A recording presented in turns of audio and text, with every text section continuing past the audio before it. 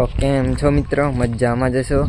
તો મિત્રો આજે આપણે જવાનું છે બહાર ગામ. તો અત્યારે બધા તૈયાર થઈ ગયા છીએ અને હવે અમારે જવાનું છે મારા મામાના ઘરે અને ત્યાંથી જવાનું છે મામેરું લઈને મારા માસીના ઘરે. તો અત્યારે અમે બધા તૈયાર થઈ ગયા છીએ અને હવે નીકળી છીએ. તો ચાલો મિત્રો આપણે જઈએ મારા મામાના ઘરે.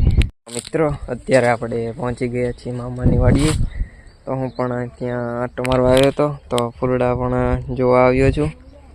તો અહીંયા બધું તેમને ફુલાવર આવ્યું છે, પણ આ તો અલગ પ્રકારનું છે. આ છે તેમના ચણા. હું પણ આટો મારું છું અને અહીંયા બધા બેઠા છે. તો અહીંયા છે મસ્ત ફૂલડા.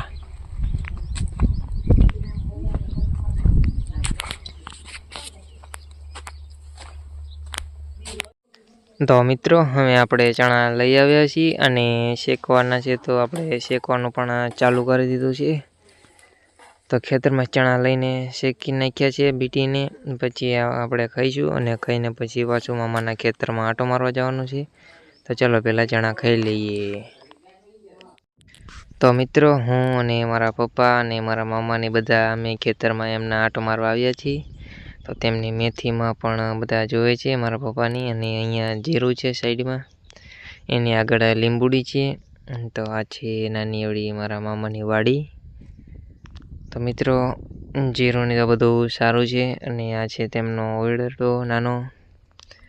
તો પછી આપણે જવાનું છે ઘરે. તો મિત્રો હવે આપણે આવી ગયા છીએ ઘરે અને ચા પાણી પણ બનાવે છે. તો પી લઈ અને પછી આપણે જવાનું છે મામેરું લઈને. તો અત્યારે આપણે મામાના ઘરે બેસી ગયા છીએ અને અંદર બધા તૈયાર થાય છે, મારા બાની બધા, મામીની બધા. તો પછી આપણે જવાનું છે મામેરામાં. તો અત્યારે કમ્પ્લીટ બધા તૈયાર થઈ ગયા છે અને મામેરાવાળા પણ બધા આવી ગયા છે. પછી આપણે હવે મામેરું લઈને જવાનું છે માસીના ઘરે.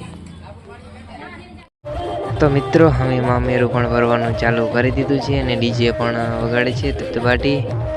તો મામેરાવાળા પણ તૈયાર થઈ ગયા છે ને હવે આપણે મામેરું પણ કાઢી લીધું છે. તો ચાલો આપણે પણ જઈએ. તો મિત્રો અને અત્યારે બીજો દિવસ થઈ ગયો છે અને અત્યારે હું રસોડામાં પણ આવી ગયો છું. તો ત્યાં અમે અત્યારે નાસ્તોની બધું પીરસવા રહી ગયા હતા. તો અમારા હવે થોડાક ચંદુભાઈ બટકા પણ કાપે છે, કેમ કે તૂટો આવ્યો હતો એટલે. તો કટિંગ કરીને એક્સ્ટ્રા આપણે રાખવાના છે. તો મિત્રો પછી આપણે ફોલવાની છે ડુંગળી. તો ડુંગળી પણ ફોલવા બેસી જઈ, કેમ કે ડુંગળી પણ કાપી નાખી છે. તેના સ્લાટ પણ કરવાનો છે એટલે. તો હવે બધું સુધારવાનું બાકી છે, તો આપણે સુધારી લઈ ને પછી આપણે બહાર આવી ગયા છીએ બેસવા, કેમ કે બધું કામ તો પતાવી દીધું છે. અને મારા લાલભાઈ પણ અહીંયા બેસી ગયા છે અને અમારા બીજા માણસો પણ આગળ છે.